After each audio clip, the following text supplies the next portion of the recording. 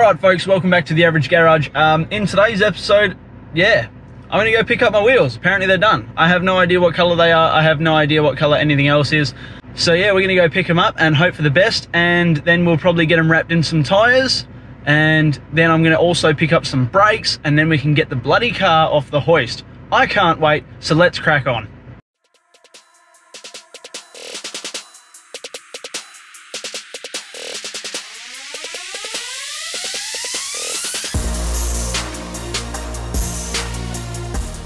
Alright guys, so I've just got home, I've just picked up the wheels and the brakes, so I'm super pumped.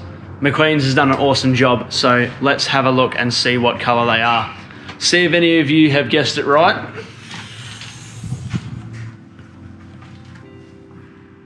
It's a titanium silver. There we have it. Very nice titanium silver, which looks beautiful.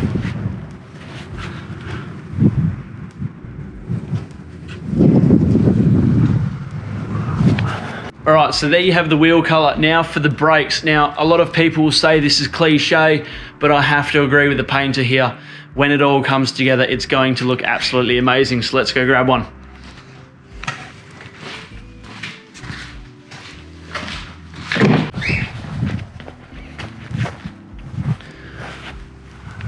And there we have it. So a lot of people say it's cliche having the red brakes, but they look absolutely amazing.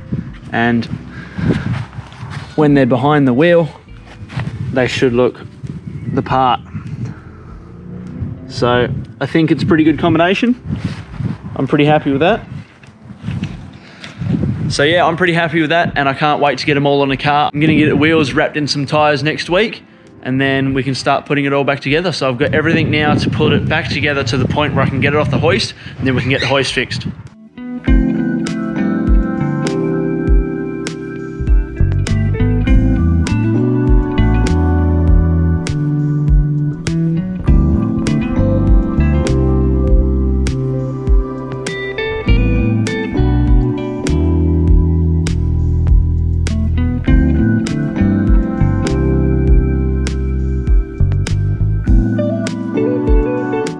Alright guys, so you've just seen the wheels and brakes, and I'm in love. It's an awesome combination. I think it's going to all tie in well, especially when the car is finished off being painted. So the wheels are actually a titanium grey or something, or a titanium silver. They look absolutely amazing. The camera work does not do it justice. And the brakes are the, I suppose, cliche red, but I'm not even mad because the accents of the car are going to be red. So yeah, I think it'll all tie in quite nicely. So now we're going to get started on fitting the wheel bearings. So I did paint over where one of the seals needs to run. So I've got to scrape the paint off and just clean it up a bit, make sure it's good for the wheel hub seal. Then we can get all the new brakes that I've got, and we can start putting the bearings in, get all that ready to go, and then put the front end back together. So tomorrow I'm going to take the rims to my mate's place. He's going to put some new tyres on them for me. Once we get the tyres and rims back on the car, we can lower it off the hoist. Once that's lowered off the hoist, I can get the bloody hoist fixed. I am excited, even though I probably don't look it. Anyways, let's get to it. We're going to start with the wheel bearings and we'll crack on.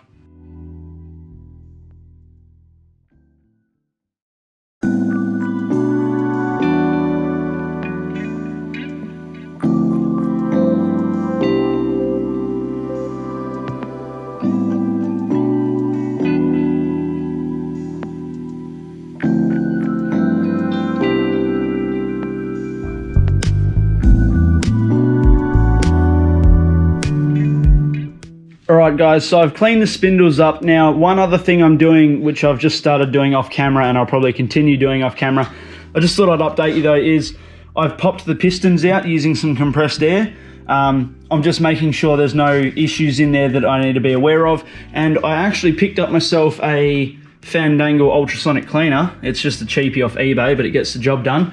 And what I'm doing is I've cleaned one piston up by hand so far, and I'm about to pop this one up and I'll clean that up by hand. And then I'm dropping them in the ultrasonic cleaner, giving them a blast in that just to get any more scale and grime off. Once I've done that, I'll pop them back in. I'll obviously lube up the seals, make sure they're still good.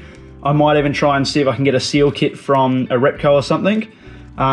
And yeah, maybe put new seals in it, see how expensive they are and see if these ones are damaged. Otherwise I might be able to get away with reusing them. So yeah, we're gonna do that, and then I can get to fitting the front end back on the car, or at least the brakes.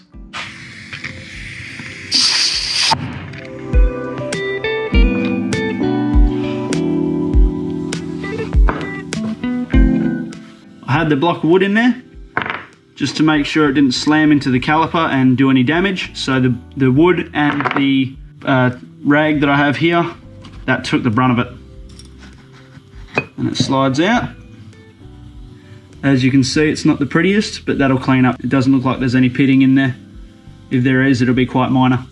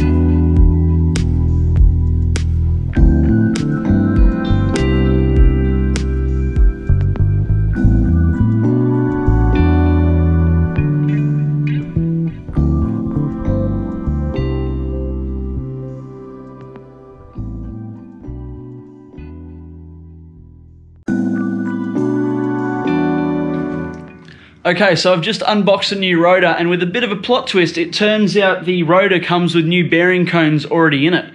So I'm not going to bother putting those bearing cones in. Now, most of the time you'd want to keep it as a matched set, but I think it'll be all right on these, so we'll give it a shot. At worst, it might make a little bit of noise, or it might start to flog the bearings a bit prematurely, in which case I'll just do them again later, further down the track. So these brakes will get me through for now, but I might be upgrading them later down the track anyways. Just depends on how much power I decide to make and all that sort of fun stuff. So for now, I'm going to chuck the hub seals into the back of the rotor here, and then we're going to chuck the rotor on the car, and then we'll be able to do it up and set the bearing preload. Once that's all done, then we can put the brakes back on. Okay, so I've just tapped the hub seal in here. Now at the moment it is flush with the rotor, but I was told by the guys I bought the brakes off that that needs to go all the way home. So now I'm going to get the biggest flathead screwdriver I have and just gently tap it down until it's all the way home, because apparently if I leave it flush like it is, it wears through way too quick, and then you end up with very leaky seals, and you end up with wheel grease everywhere. So yeah, we're going to tap that all the way home, and yeah, then we can fit it to the car. So I've got the rotor on now. I did have a mini panic attack because it sits so close to the mount here, just up here, that I tried to put it on a little bit kinked, and it actually hit, and I went, oh no, they've given me the wrong rotors. Turns out they're not the wrong rotors though, they are the right ones, because I just double checked them against the old ones. So now I'm going to do them up, and the way I was always taught to do this was put a 1/2 inch ratchet and socket on this nut, which is obviously your bearing nut. You tighten it up till it's just sort of nipped up, spin it, nip it up, spin it, nip it up, until, like, you don't want to put too much pressure on it though. And then once you've done that, you back it off. If the disc drops, whatever, cool. And then sort of just let the 1/2 inch ratchet sort of just drop under its own weight. And then that's pretty much, and then give it a spin. Yeah, make sure it's not going to drop any further, and pretty much the weight of the ratchet is the correct preload. So that's how I was taught when I was a mechanic, and I don't claim to be an absolute professional and know everything, but that's how I was taught to do it, and I never had any dramas. But I will be using the Falcon book as well, the Bible here. So I'm going to go through the Bible and see if there's a torque spec in there. Otherwise I'll just do it with the ratchet drop trick. But yeah, so the rotor's on for now on this side. I'm just going to do the other side, and yeah, hopefully we'll have some brakes back on the car in no time. Okay, so I've just referred to the manual, and yeah, it's pretty close. So what it said to do was grab a ratchet.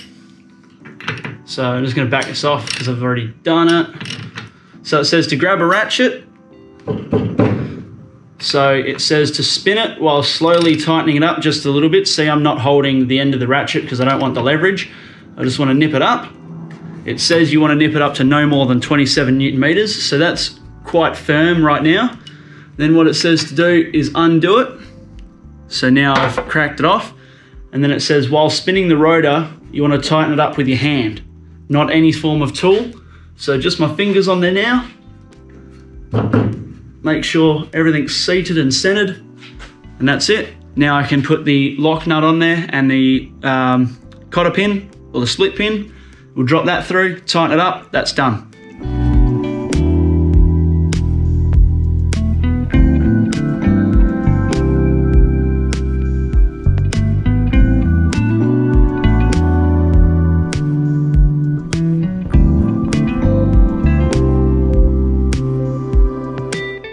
Alright, so that wheel bearing is done. Now I can tap the cap on and we're good to go.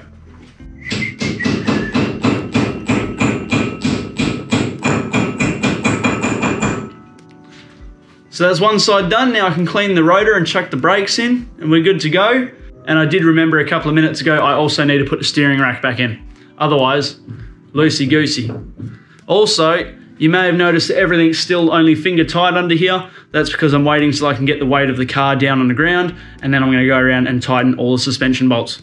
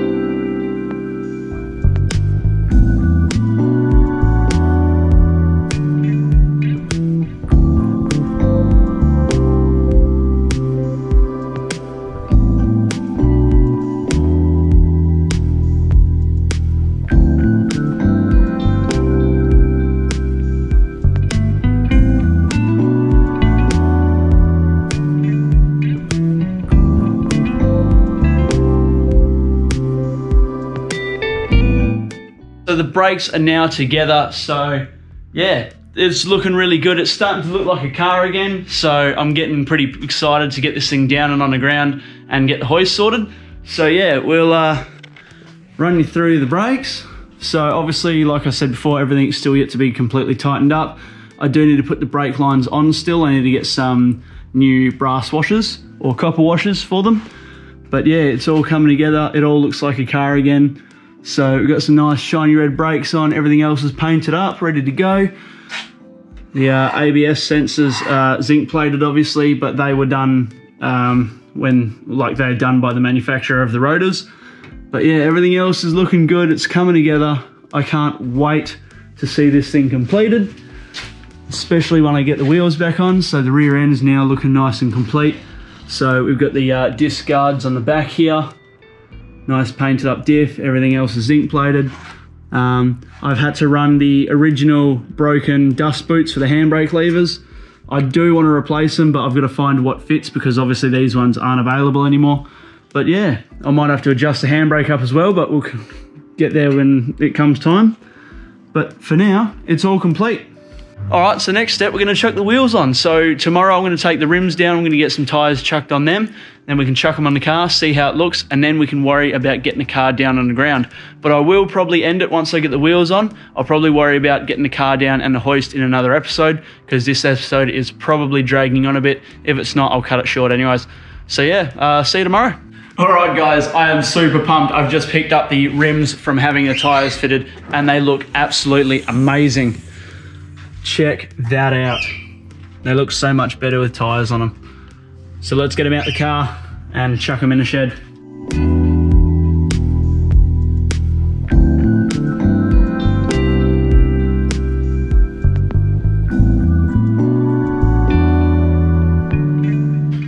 So I want to say thank you to my buddy Jai at Bridgestone Select in Clarkson. Mate, I am wrapped. Quite literally. Get it? Tire? Wrapped? Anyways, you'll notice a center cap is missing. That's because one was broken during paint, which is, you know, they're old, they're brittle, but it is being replaced. So yeah, thank you very much, McQueen's, for painting these wheels and the brakes up. You guys are absolutely legends. They're sorting out the center cap for me, so that should be ready in, I don't know, another week or so. So yeah, but we got the tires on. I went for the RE003s. I've had good experience with those in the past. So yeah, can't wait to chuck these on the car. Then we can drop the car down and finally get that bloody hoist fixed. So yeah, I'm gonna chuck these on the car in, I don't know, a little bit, and then I'm going to worry about the hoist, but we'll do that in the next episode. So thank you very much for watching. I appreciate everybody's support. Thank you for everybody's support. Literally, it makes the channel what it is. So yeah, thank you very much. Don't forget to like, comment, subscribes. It all helps. And we'll see you in the next video. Thank you very much, guys. Peace out. We'll see you then.